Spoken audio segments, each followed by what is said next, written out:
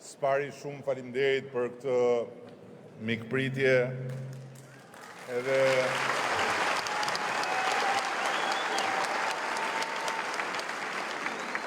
me keqardhjen që shumë njerëz ishin jashtë edhe në pamundësi që thynin brenda pasi salla ishte mbushur plot, por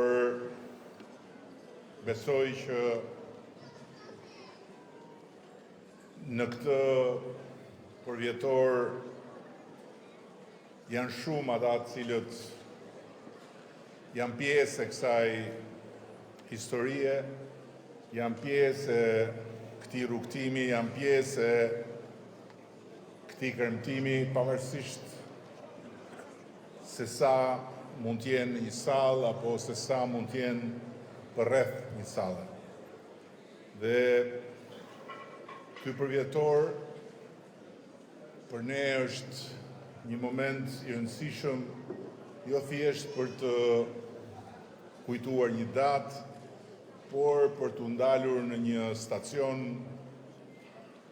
dhe duke kthyer kokën pas për të vlerësuar të gjithë ata të cilët i dhanë Partisë Socialiste aq sa mundën, kurdo që mundën, kudo ku mundën, dhe siç edhe doli nga fjalët e tyre këtu, në një kohë dhe në momente të caktuara që për shumë kënd në këtë sallë sot janë tërësisht të paimagjinueshme.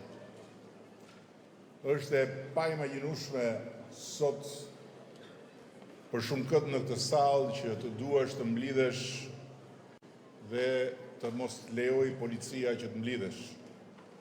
Por ky ka qenë realiteti i atyre që morën kurajon ta themelojnë Partinë Socialiste, sidomos në territore ku thjesht emri i Partisë Socialiste krijonte reakcion negativ.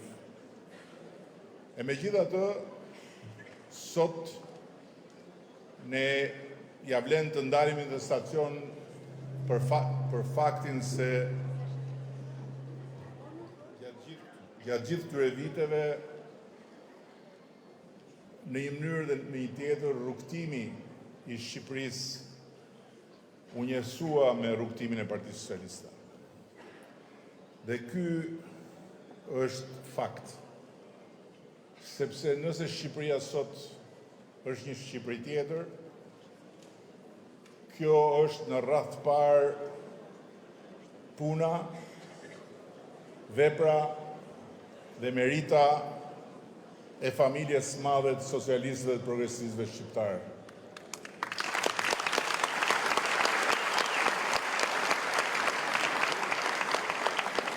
Historia e Partisë Socialiste është historia një transformimi të brendshëm në funksion të një vendi që duhet transformuar.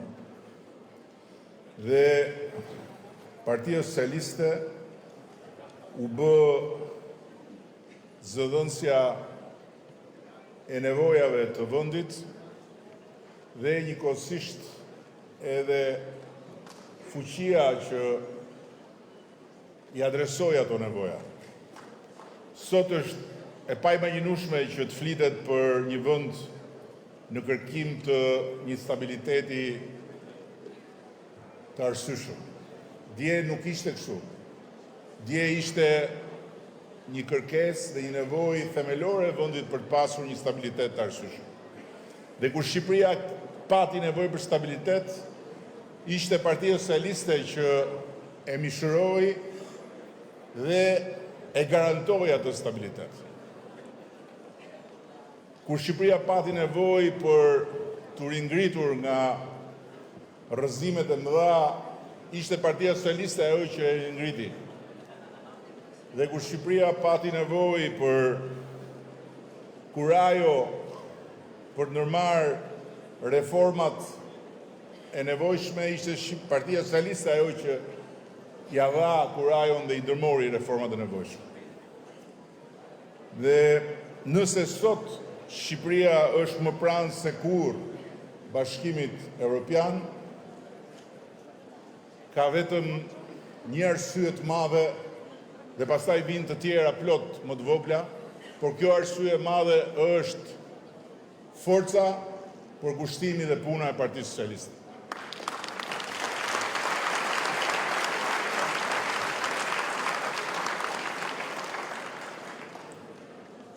Sot ne jemi këtu, edhe për mua është i pari takim në një sër takimesh që kemi planifikuar për 35 vjetorin dhe qelëm këtë cikël takimesh kremtimi dhe reflektimi këtu në Durrës, jo rastësisht, por sepse Durrësi është shëmbëltyra e një transformimi të madh që ka në themelin e vet transformimin e vet Partisë Socialiste nga një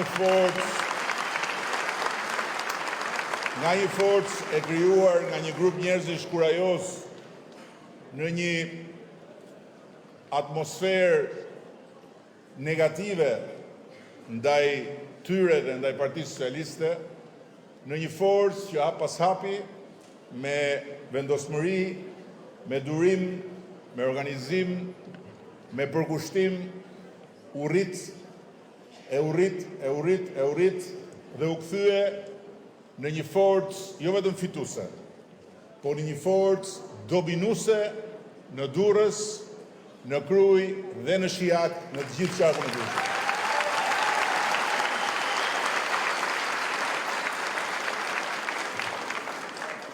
Në zgjedhjet që lanë pas, ne kemi marrë rezultatin më të mirë historik të Partisë Socialiste në qark, po edhe në Durrës, për një numër shumë të vogël votash, ne nuk e morëm dot mandatin e 9, por ama garantuam një distancë nga kundërshtarët më të madhe se asnjëherë më parë. Tani, natyrisht që kush nuk është pjesë e kësaj familje të madhe, kush nuk është i përfshirë në këtë rrugtim tonin, kush nuk ka idenë se çfarë do të thotë të jesh pjesë e strukturave, e organizimeve, e përgatitjeve, e fushatave, mund gjej lloj-lloj justifikimesh pse humb.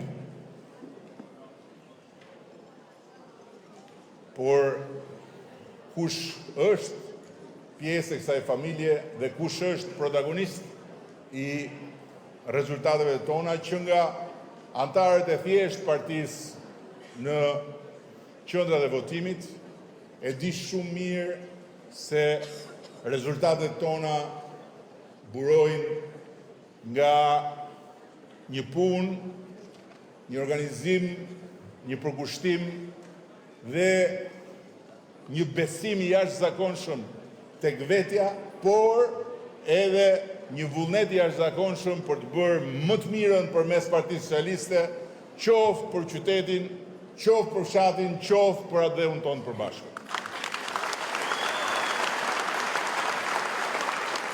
Dhe ndodh shpesh që në takimet tona ne ta sjellim si shembull Partinë Socialiste të Durrësit. Dhe prandaj për këtë shembull që Durrësi ka krijuar, unë dua t'i falenderoj absolutisht që të gjithë ju që jeni këtu të pranishëm, sepse jeni pjesë e frontit të Partisë Socialiste, të gjithë ata që nuk janë këtu të pranishëm, sepse është secili dhe secila për jush burimi i energjisë së madhe që pastaj transformohet dhe materializohet në një fitore çdo herë e më të madhe për Partinë Socialiste.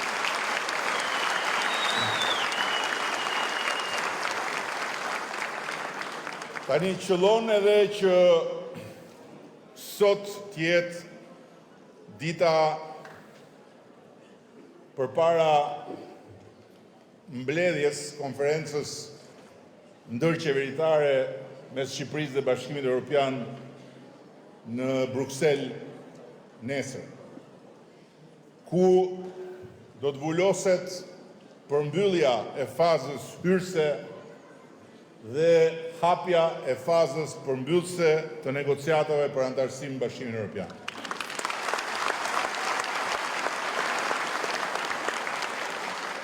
Kjo do të thotë që Shqipëria, pasi hapi të gjithë kapitujt e negociatave për antarësim në një kohë rekord, me shpejtësinë më të madhe të regjistruar në të gjitha proceset e integrimeve të vendeve që na kanë pararendur, tani më konsiderohet e gatshme për të filluar nga mbyllja e kapitujve të negociatave dhe konferenca e nesërme zhvillohet eksaktësisht sipas kalendarit të paravendosur me Komisionin Evropian, me synimin e përbashkët që negociatat e antarësimit të mbyllen brenda vitit 2027.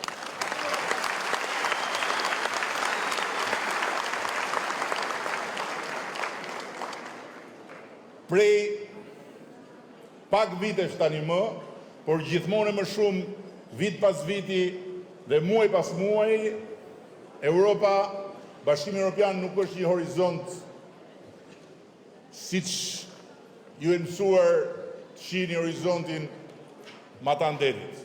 Dhe siç ishim mësuar me dekada ta shihnim Europën dhe Bashkimin Evropian. Por është një maj që tani më e prekim me sy dhe rrugën drejt cilës tani më e kemi tërësisht të piketuar, e ndërkohë dhe kohën për ta përshkuar atë rrugë e kemi të planifikuar dhe jo ne, por ne së bashku me Bashkimin Evropian.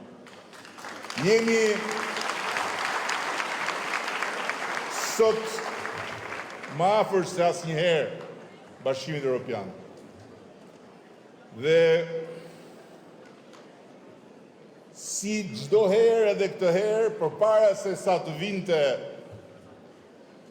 njoftimi zyrtar për thirrjen e konferencës, shqiptarët dëgjuan çfarë nuk dëgjuan nga ata që nuk duan.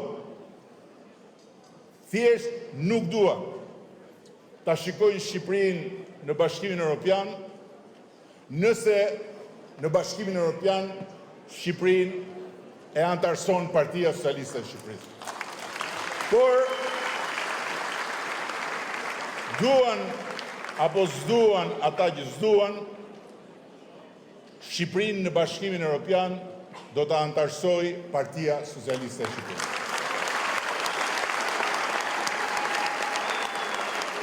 Dhe duan apo s'duan ata që nuk duan, nuk ka asnjë forcë tjetër në Shqipëri që të ketë fuqinë, të ketë vullnetin, të ketë kurajon dhe përkushtimin, e mbi të gjitha të ketë vizionin e Partisë Socialiste të Shqipërisë.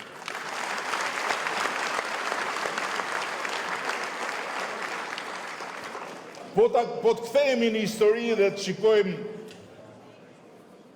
Partinë Socialiste të Shqipërisë qysh në krijimin e saj, pavarësisht të gjitha vështirësive dhe pavarësisht faktit që në krijimin e saj Partia Socialiste nuk ishte një forcë dominuese, është pak po e sigurt që Partia Socialiste qysh në kryeterës e ka shënuar në ADN-n e vet atë çka e bën Partinë Socialiste një forcë të patjetërsueshme dhe të pazëvendësueshme në skenën politike të Shqipërisë. e ka të regjistruar në ADN-n e vetë raportin më të drejtë me të shkuar. Si asnjë forcë tjetër. Ndërkohë që të tjerët sot e gjithë ditën vazhdojnë me avazin e lodhur të prejardhjes Partisë Socialiste, Partia Socialiste qysh në themelimin e saj është kujdesur vetë që ta përcaktoj në ADN-n e vetë se është një parti antifashiste, se është një parti liberale dhe se është një parti e lidhur ngushtë me vlerat e asaj lufte nacional shqiptare që e vendosi Shqipërinë në krahun e dur të historisë. Por, nga ana tjetër, Partia Socialiste e ka po kështu të regjistruar në ADN-n e vetë, qysh në hapat e parë, edhe raportin me atë pjesë të shkuarës që lidhet me diktaturën komuniste. Dhe të tjerët kanë luftuar dhe vazhdojnë luftojnë sot komunistët, jo komunizmi. Ndërkohë që Partia Socialiste i ka vlerësuar komunistët për atë që ata kanë qenë dhe e ka refuzuar komunizmin për atë që komunizmi ka prodhuar. Dhe nuk është e rastit që sot e gjithë ditën në anën tjetër vazhdon dhe mbijeton në krye të asaj që gabimisht quhet opozit një mbeturin e komunizmit. E komunizmit në formën e vetë më të neveritshme. E komunizmit që siç e përcakton Václav Haveli, formën e vetë më të keqe e ka tek komunisti antikomunist. Po, ky është problemi jonë dhe ne nuk na intereson kjo. Thjesht për ilustrim mudesh ta sjell në vëmendje. Ndërkohë që Partia Socialiste ka të regjistruar po ashtu qysh në kryeherës në ADN-n e vet një raport me interesin kombëtar që e bën të vetmen forcë politike në historinë e këtyre 35 viteve që për asnjë moment nuk ka ceduar kur ka qenë fjala tek mbrojtja e interesit kombëtar.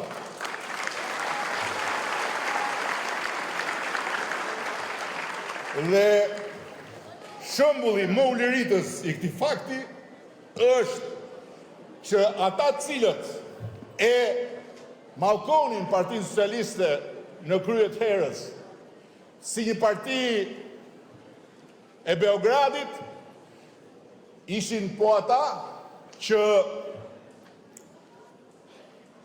bekuan thyrjen e embargos për Slobodan Miloševićin dhe që bën para duke i shitur naft makinerisë së spastrimit etnik të Slobodan Miloševićit, ndërkohë që Partia Socialiste ishte ajo që në krye të vendit, qysh në kryet herës, mbështeti pa rezervë në të gjitha format ushtrinë çlirimtare të Kosovës.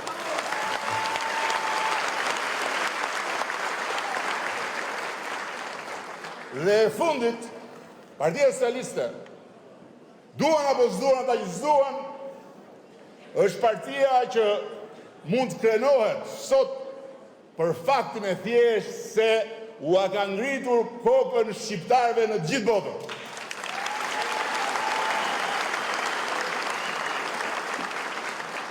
Pasi për ne respekti është çështje reciprociteti. Ne mund të jemi një vend i vogël, dhe jemi një vend i vogël. Ne mund mos jemi dhe nuk jemi ende një vend i pasur, por sa do të mëdhenj dhe sa do të pasur janë ata me të cilët ne ndodhemi në hapësirën e përbashkët marrëdhënie ndërkombëtare, ne i shohim me respekt dhe pretendojmë prej tyre vetëm respekt.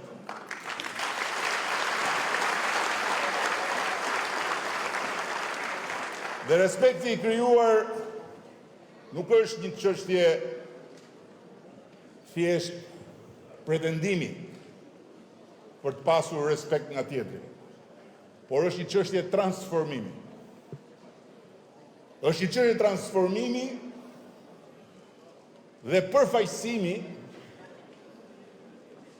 i një vendi që sot as nuk krahasohet në asgjë me vendin që ishte përpara se sa Partia Socialiste të merrte detyrën për ta udhëhequr. Dhe këtu nuk kam parasysh vetëm periudhën për të cilën unë kam pasur dhe kam përgjegjësinë e udhëheqjes. Kam parasysh edhe periudhën e mëparshme, kur pavarësisht të gjitha atyre që mund thuhen me sy kritik, si mund të krahasojë Shqipëria e fundosur në humnerën e piramidave, Shqipëria e armatosur në marrëzinë e verbrisë së shkaktuar nga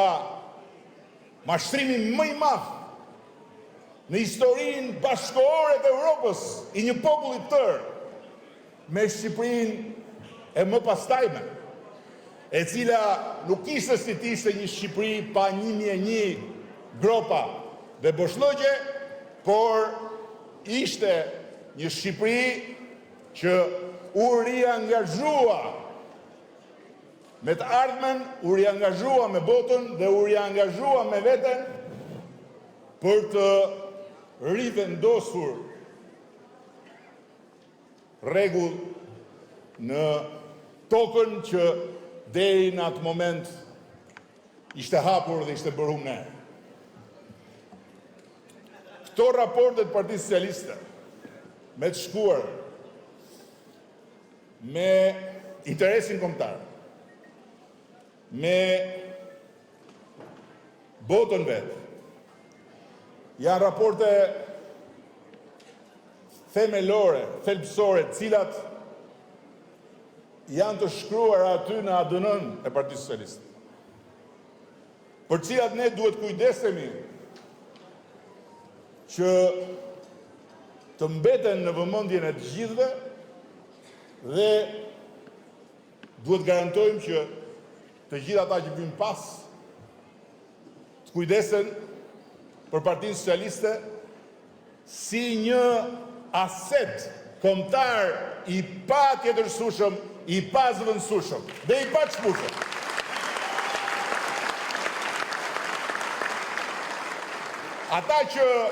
Ata që flasin për ne, as nuk e kanë idenë se çfarë flasin. Ata që përgatiten për të na përballur ne, as nuk e kanë idenë se me kë përgatiten të përballur. Partia Socialiste nuk është prrua. Partia Socialiste nuk është lum. Partia Socialiste është një oqean që e ngre dallgën çdo herë më lart, sepse Partia Socialiste është e vetëdijshme për sfidën që ka. Është e vetëdijshme për malin që duhet ngjitur. Dhe është e vetëdijshme se këtë sfidë dhe këtë mal për të ngjitur nuk ja delegon dot askujt tjetër. Dhe e bën Partia Socialiste Shqipërinë, Europë. Europa nuk e merr kurrë Shqipërinë. Çfarë nuk than për këtë që nesër bëhet një tjetër fakt. Ku nuk shkuan e qa nuk sajuan, e mbi të gjitha për turpin e maf, po turpi është një fjalë që nuk ka lidhje me ta. Morën rrugët me Molotov dhe gëzoheshin që fotografitë e kazanëve me plera që digjeshin apo të flakadanëve që qëllonin mbi kryeministrinë apo mbi xhamin e madhe dilnin në për mediat e botës. Arritën deri në pikën që nxorën flamujt e Gjermanisë në bulevard për herë të parë në historinë e pluralizmit. I kishin pa flamujt e Amerikës. Kur thoshin Amerika është me ne, ju kujtohet? Po flamujt e Gjermanisë nuk i kishin parë ndonjëherë që të dilnin në bulevard për të rrëzuar qeverinë. Këtej Molotovët, këtej flamujt e Gjermanisë dhe mbushën dynjan që Gjermania na ka ndëshkuar. E para, nesër në Bruksel janë të gjithë është dhe Gjermania. E dyta, mbas disa ditësh do t'ju çoj si përshëndetje një informacion të detajuar nga takimi që do të kem me kancelarin e Gjermanisë.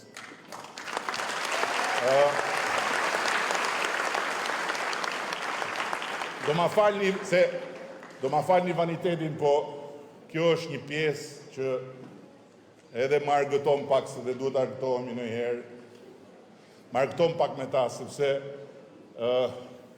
i bien grepit po isoj. Po isoj. Edhe nuk ka nevoj për karem fare. Edhe unë kam shumë qef, them drejtën, kur i shoh që shkojnë ke grepi dhe edhe thonë e këputëm. Dhe pastaj e gjenë vetën në grep. Unë nuk dua të zgjadhem më tutje, dua të them vetëm që sot ne përfaqësojmë Shqipërinë me forcën e transformimit, e përfaqësojmë Shqipërinë me forcën e imazhit të transformuar, jo thjesht sepse kemi restauruar fasada, as se kemi mundësinë që të paraqitemi me atlete. Por sepse ky është një vend që para një dekade kishte më pak se 10 miliard euro prodhim. Sot ka kaluar 27 miliardë.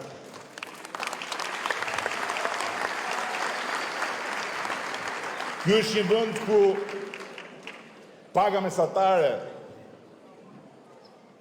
një dekadë më parë ishte e papërfillshme. Sot është 912 euro. Ky është një vend ku paga mesatare në sektorin publik tani më është 1086 euro. Ky është një vend ku borxhi publik ka zbritur nën 50%. Dhe të ardhurat janë rritur përsëri, pa rritur taksa. Dhe ky është një vend ku sot kredit bankare janë 10 miliardë euro, ndërkohë që kreditet këqija një dekadë më parë ishin 25%, sot janë 3%, në nivelin më normal. Dhe ky është një vend ku investimet e huaja direkte ishin 300 milion euro, 400 në rastin më të mirë, në vit.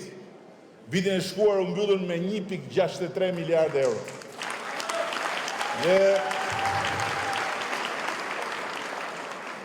do vazhdojnë të rriten investimet e huaja, do vazhdojnë të rriten investimet e brendshme, do vazhdoj rruga e transformimit. Dhe në mbyllje dua të sjell një imazh për rrugën e transformimit duke u nisur nga plazhi i Durrësit, i cili u bë një territor ku për shkak të ujrave të zeza mbinin pemë në përër. Sot, plazhi i Durrësit i është nënshtruar një tjetër transformimi dhe ndërkohë që kemi zgjeruar vijën e Rërës rreth 80% të projektit, do të bëjmë dhe zgjerimin tjetër dhe vija e Rërës e plazhit Durrësit do të jetë 100 metra më e gjerë se sa qishte, ndërkohë që paralelisht me njërën prej studiove më të mëdha të botës kemi planifikuar edhe gjithë rigjenerimin e plazhit me pjesërisht pyllëzimin e tij për ta kthyer në një vijë bregdetare të denjë për ambicien tonë për Durrësin. Natyrisht që janë dashur disa vite, natyrisht që do duhen disa vite tjera, por ajo që ka treguar zhvillimin Durrës dhe në gjithë Shqipërinë është se ne nuk kemi ndalur asnjë ditë. Nuk kemi bërë çdo gjë shumë mirë, kemi bërë edhe ne gabimet tona, jemi munduar të mësojmë prej tyre, por në fund të ditës bilanci ynë është shumë i thjeshtë. Jemi sot më afër ëndrrës së madhe historike të shqiptarëve për të bërë më në fund pjesë e barabartë mes barabartësh e familjes europiane apo jo?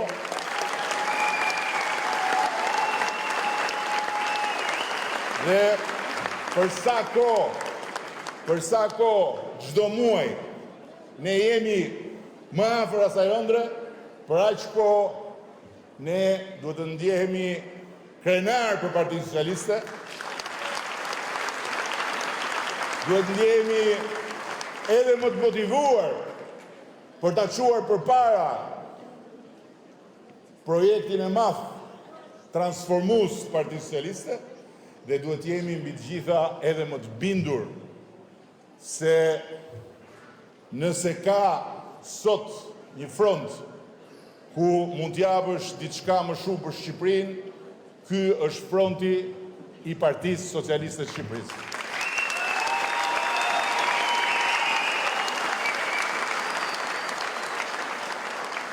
Edhe një herë ju falenderit shumë dhe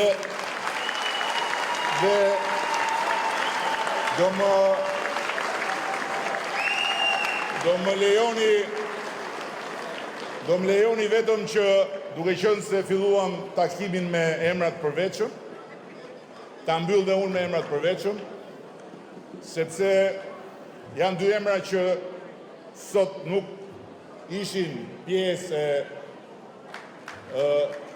protokollit Blendi Klosit, por janë pjesë e patjetërsueshme e transformimit dhe suksesit